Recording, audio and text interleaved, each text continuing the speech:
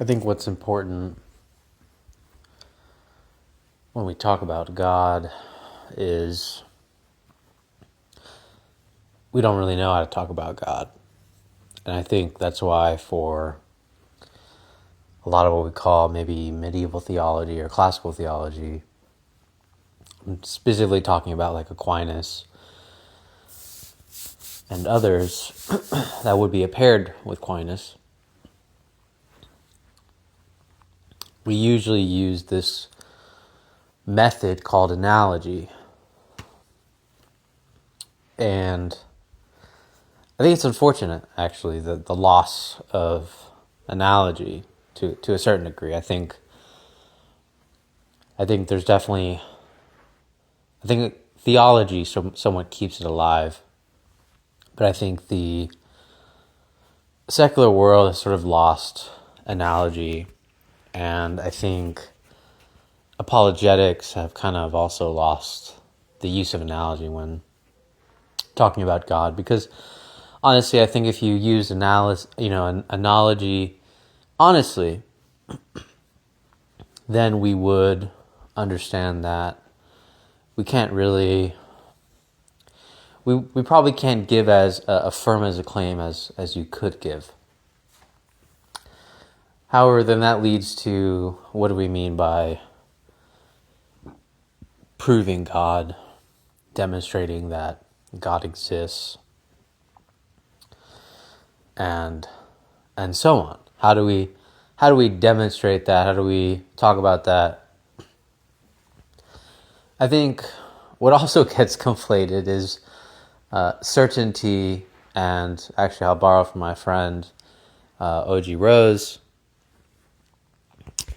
They actually give a very good example of this, the difference between confidence and certainty. Perhaps absolute certainty is not possible, but you can have confidence, a high degree of confidence. And I think when we go back to Aquinas, you will understand that when he talks about demonstrating God's existence, proving God's existence, what that involves is not absoluteness, actually. So demonstration of God's existence is not absolute knowledge of God. I think this is important to understand. And I think that's also why it's important to use analogy. And this is actually why Aquinas uses analogy, because we can sort of use our human understanding to give almost like an estimation of what God is like and who God is, how God conducts themselves.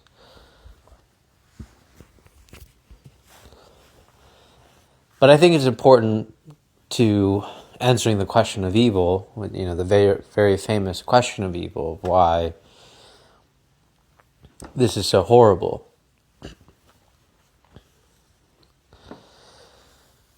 And usually the arguments, and they're not even wrong arguments. They're arguments about why is there suffering in the world? Why does someone die from cancer? Why does a child leave the world early on without living their full life? If the world is perfect, and it's clearly not, then how is God letting this happen? Well, I think there's a couple of things to have to break down within that whole paradigm. What needs to be broken down is how we define perfection and what that means, and then how we define goodness and what that means. Because I think when we talk about goodness today, It is vastly different from the way Aquinas, Aristotle, and perfection as well. It's vastly different how we talk about it today. Although we kind of get somewhat the same sentiment across, but there is some very crucial details.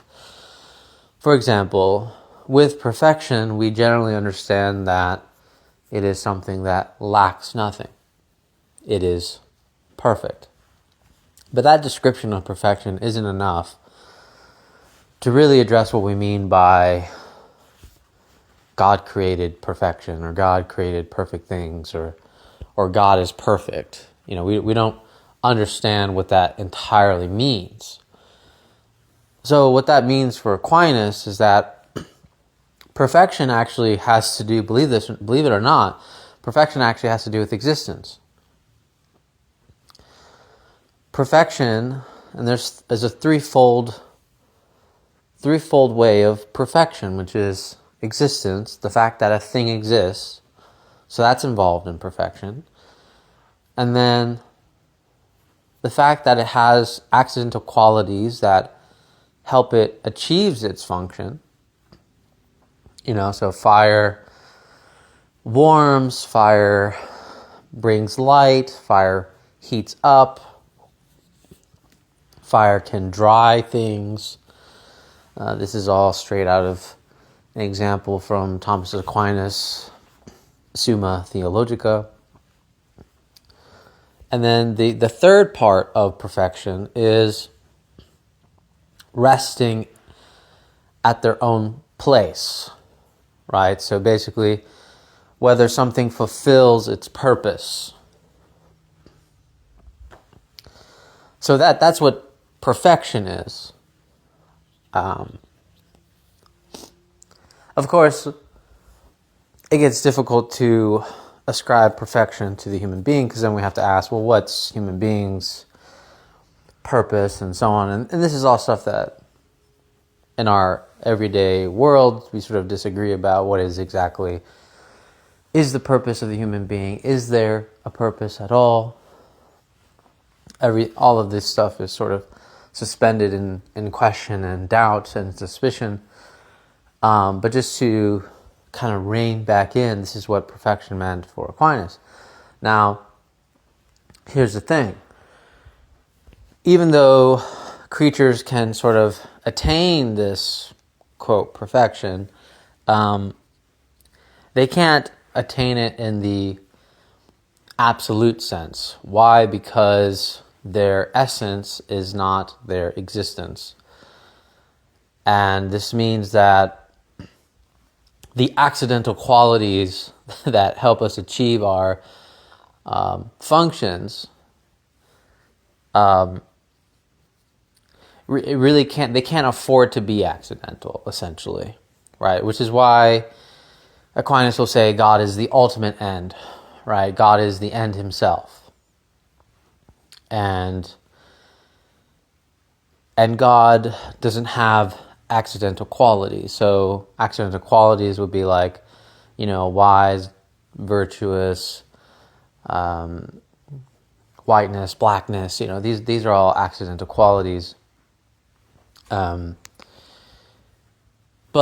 again, this is just generally what Aquinas means by perfection. This is pertinent because when we talk about a perfect world, Aquinas is just laying down the conditions for perfection, right? Well, so long as things are perfect, so long as they achieve their function, achieve their purpose. And if we look at the world, if we look at the patterns in the world, how we understand birds, biology, everything else, what we understand by ecological disasters and what we understand by, biological ailments or diseases or disorders, we know how a body should generally work, And we have enough knowledge about the earth and its atmosphere, about how it generally should work, how it generally works.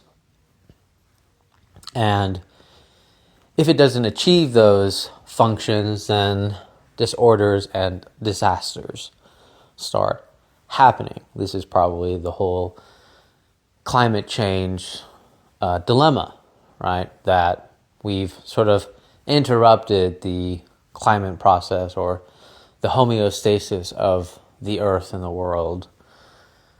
And so things are happening. So things are perfect so long as they achieve these conditions. Things are not perfect if they don't. I think that's what's interesting. And I think that's what's something that Aquinas doesn't really bring up too much, is that he's sort of implying that this is what perfection means so long as it satisfies these conditions. It's sort of not perfect if it doesn't satisfy those conditions. But this is why the question of evil gets kind of heavy-handed here, because it's throwing a lot at the table. It's throwing about, well, it's supposed to be a good world, a perfect world. How can suffering happen? How can all of these things happen? Well, now we have to talk about goodness. Goodness is going to be related to being. In many ways, goodness is being, which is odd because that's something that we don't really talk about too much either in our everyday society. We don't really talk about how goodness is being, right? So when the world is good, when the world is claimed as good, they're just talking about things exist. That's good. Existence is better over non-existence. Existence is goodness. This is sort of the most basic level of goodness. So, in some sense, everything has a sort of relative goodness based on just mere existence. Now, again, keep in mind, this still does not apply yet. This still does not imply perfection. But if we understand something about potential, then we understand that, a seed is perfect by its existence, but it is not yet perfect because it still has to achieve its function, which is to grow into an oak tree. Right?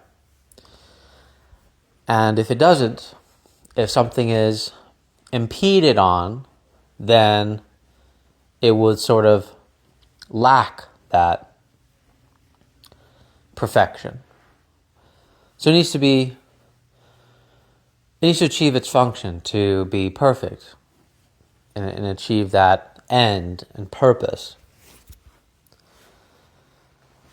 And I think that's what's significant to understand when we think about a world that is good and the world that is, quote, perfect.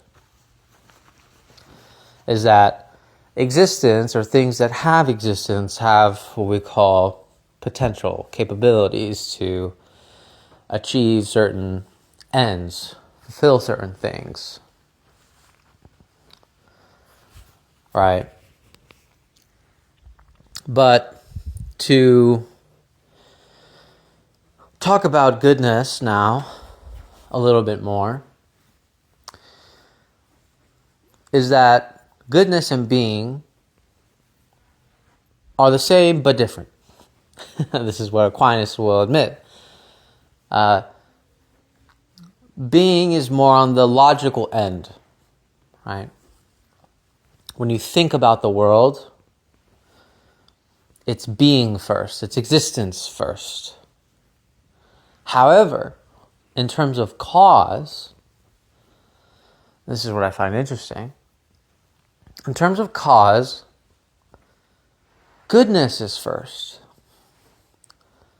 So we have two discrepancies. There's being which is logically first, from coming from my intellect, and then there's cause, goodness as cause, that is first.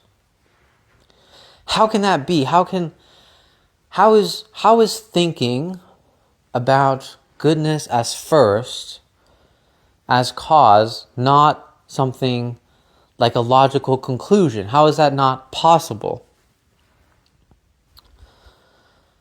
Which I think is fascinating. I think it's quite fascinating, actually. Because if we go back to phenomenology, well, phenomenology is almost, and if you read Being and Time, it's almost a little bit, I'm not going to say anti-thinking, but sort of uses experience first, then comes to conclusions. But it's almost like thinking or being as prior to goodness is almost and I'm forgetting the way Heidegger talks about this. I believe it's called the being at hand.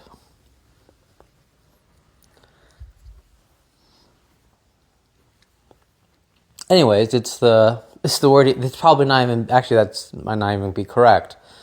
But it's when something is no longer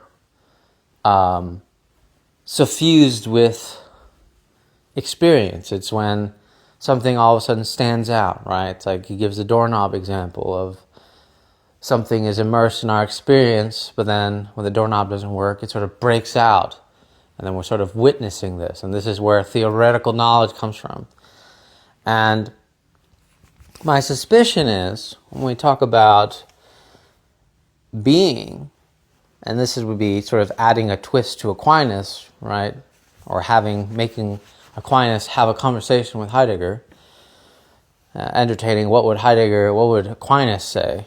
What would Aquinas say to Heidegger? Think of what Aquinas would say to Heidegger is that thinking is that actually phenomenology was somehow a form of thinking. Heidegger does begin with existence. And he then builds up from there. But is that phenomenologically accurate? Or is that a kind of thinking? Now, of course, I think the big discrepancy is how they both define thinking.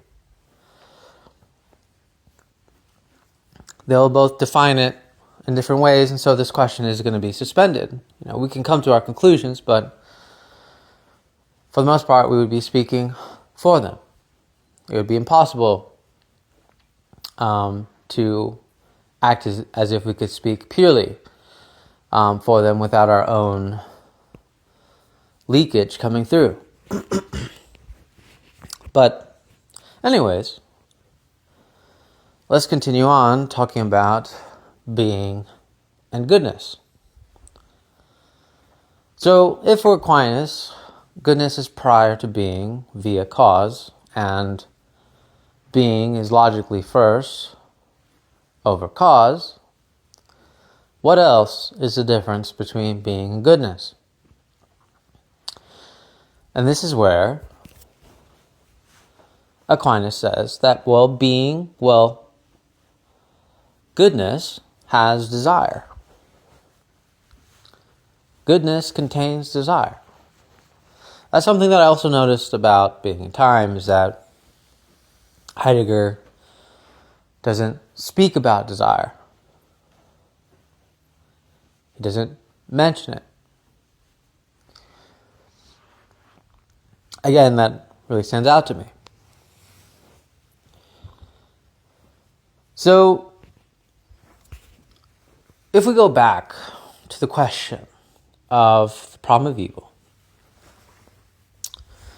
and we say, why is there evil in the world? Why do some people die of cancer? Why do sometimes children leave the world early, not living their full lives? How could God let that happen? There is something already happening in that question, which is desire.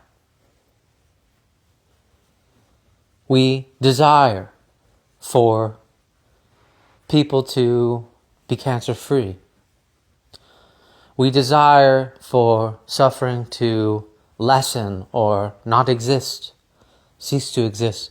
We desire for children to live their full lives, at least to make it up to adulthood, and a chance to see the world and experience the world more fully and gain wisdom, and so on.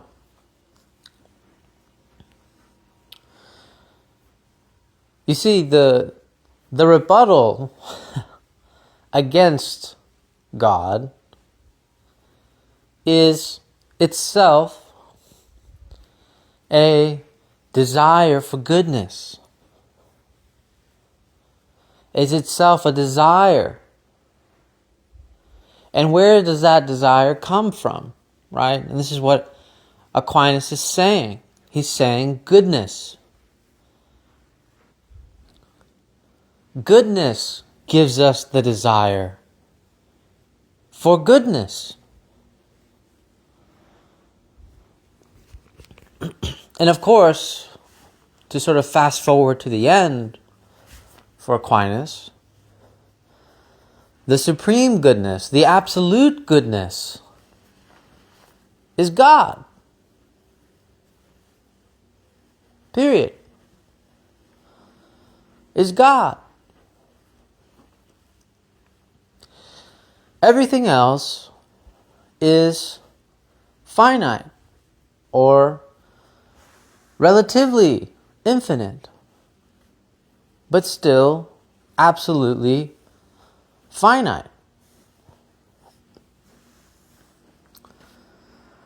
That's what's interesting about trying to answer the problem of evil, is that the problem of evil uses as its own rebuttal goodness. It uses goodness as a source of complaint. Why aren't things the way they should be? Why aren't things the way this? Now, of course, this gets complicated, because then we have to think about our human freedom, our autonomy. We have to also think about how evil, what we call evil, or lack of being, is a chance to do good in the world. It's about virtue. It's about character. Most people, when they think about this conversation about suffering, about cancer, about everything like this, we usually get hung up on, why isn't it the other way around? But then at the same time, we risk sort of giving some type of purpose to this suffering. That all suffering has a purpose. That's the other. I would say that's the other trap. So there's two traps. One, the trap of it should be other. Why God didn't make it other. Then there's the second trap, which is all this suffering should clearly have a purpose. But here's the trick. In my opinion, the story of Job already answered the problem of evil. Because Job is a man who has everything. And then, funny enough, it's a story. It's probably the most messed up story in our minds, because it's like a gamble, right? God and Satan make a bet. God bets that Job will stand by his side.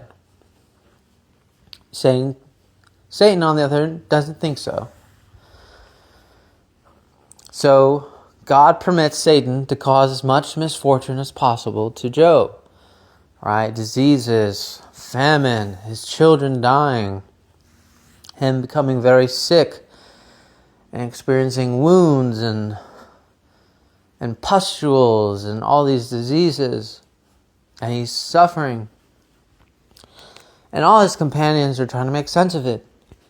They're all trying to blame him. They're all trying to say, you did something. You did something. And then Job's sort of just like, I don't know what I did.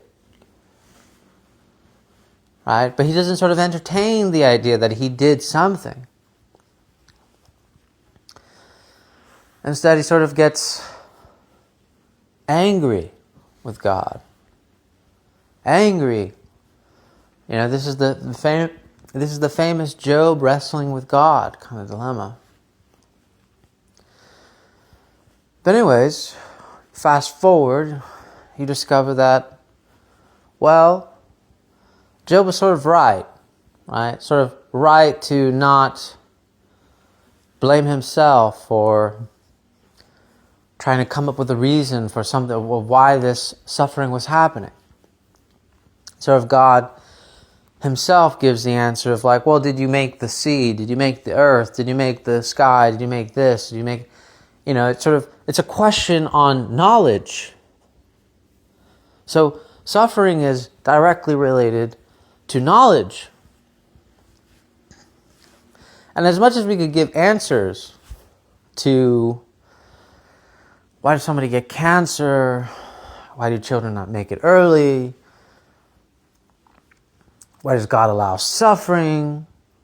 Again, if we go back to Aquinas in the beginning, Aquinas says we don't have absolute knowledge of God. We don't have absolute knowledge. At best, we have relative knowledge, an estimation. Everything that we give from here on out, every answer that we give about suffering, is in some ways participating in the problem of evil.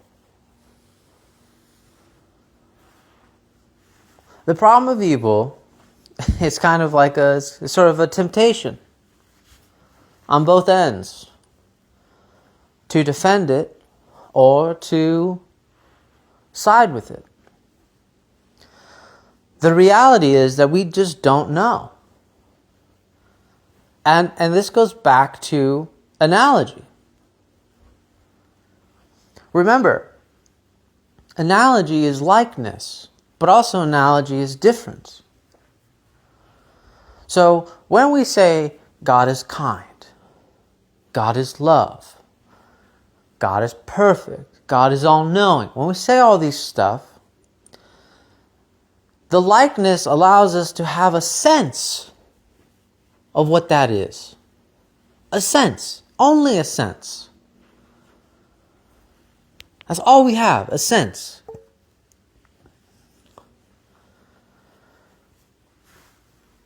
And then there's the difference. The difference end of analogy. Well, the difference end is much more terrifying. Why? Because it reveals that even though there's a likeness, that there's also, strangely enough, a disconnect. We don't know. We don't know. What does it even mean when we say God is good? What does that mean? We don't know. We only have an understanding of human goodness. We only have an understanding, when we talk about evil, human evil. Meaning, not the evil that humans can do, but the human understanding of evil. So even when evil is spoken of, we only have a human understanding of it. But this understanding sort of allows us to navigate the world. It's fundamentally a map. We have a map. A map allows us to navigate the world and allows us to navigate and have an understanding of God. But we don't have an absolute understanding of God. And that's kind of the whole problem. So again, when we talk about human freedom, we talk about how God is all-knowing, how God is perfect. We don't know what we're talking about. We have no idea. None. Zip. The reason why the problem of evil is, quote, a false problem is that it's only a real problem if you don't believe. If you don't believe. But if you believe, there's a sort of humility to this problem, which is, well, they're all good questions. Why does suffering happen? Why does somebody die from cancer? Why does God, quote, let this stuff happen? We don't know. We can come up with reasons. But those reasons assume that we have absolute knowledge. And I think that's the whole point about Job. Reason can always come up with more reasons. It's never ending. There's always reasons. But the real question is, when it comes to suffering, is that reasons themselves are never good enough, actually. That's what's interesting. Reason is not good enough to answer the problem of suffering. So it's not just how the problem of evil, but how the use of reason is not enough. You know, if we've ever been to a funeral, if we've ever been to a relative's death, the hard thing about words with death is that they're never good enough. They're never good enough to fully explicate a person, talk about their lives, how they lived. There's never enough. There's never enough words to express the grief, the pain. There's never enough. And that's why reason is never enough. It's never enough. Of course, reason can change. It can change different forms. We could use science. We could use reason through theology. We could use reason through philosophy. It can change forms. That's all fine. But it doesn't change how reason at the end of the day is not enough. Not enough to quench the pain, the suffering, to explain all the turmoil that we feel. It's quite telling when something is capable of being explained to you, and yet somehow, even if it makes sense, even if you say, yes, that makes sense to me, why is it that the pain still persists? Why is it that the agony is still there? Why is it that when you think about your lost family member, you still cry? Even though you sort of come to grips with how it happened, and perhaps even why it happened. Because that's the other irony of reason, that even if it is good enough, it doesn't quench the pain, it doesn't take away the pain. So when we go back to this problem of evil, does answering this question even matter? Well, it matters in one sense, and it doesn't matter in the other sense. It only matters to reason as to whether God is sufficient enough to exist, which is what an atheist will push onward about.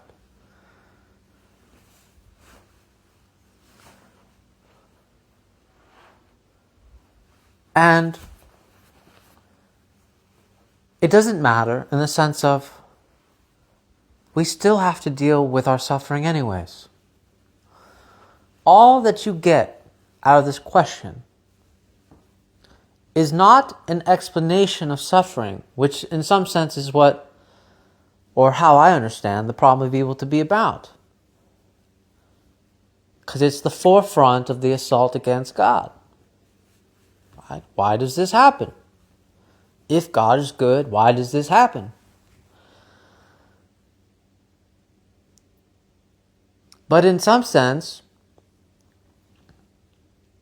it's only about God and not about suffering.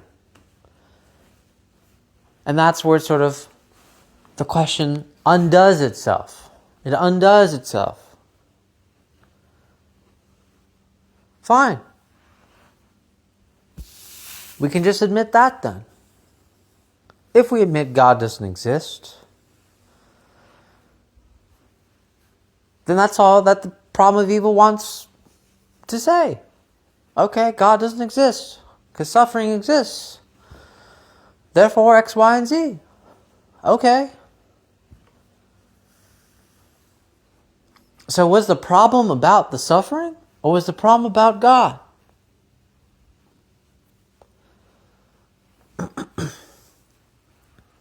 You see, this is why the rebuttal about suffering is also the most honest, because if we borrow again from Aquinas, that it's goodness that desires. Goodness desires goodness.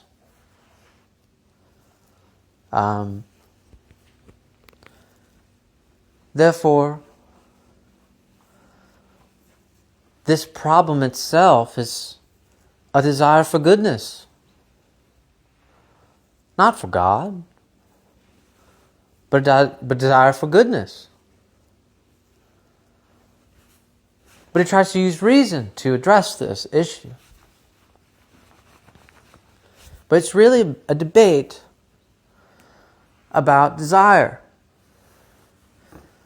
And of course there might be disagreement about what this final goodness constitutes. For Aquinas, it's God. For others, it's money, love, etc. But the way Aquinas will look at this is that we desire goodness, and it's goodness that perpetuates this desire. And so, for Aquinas, it would be like, well, does money make you desire money? Some of us would say yes.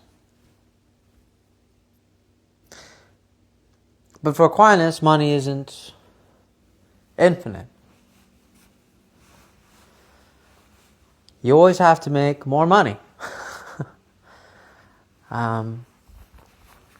Sort of only relatively infinite. Because it's a combination of matter and form. But what is absolutely infinite? Which is the question for Aquinas. And so, therefore, being as just the other side of goodness, and goodness being just the pointer signification of God as the final goodness. as the good sharing all of its goodness.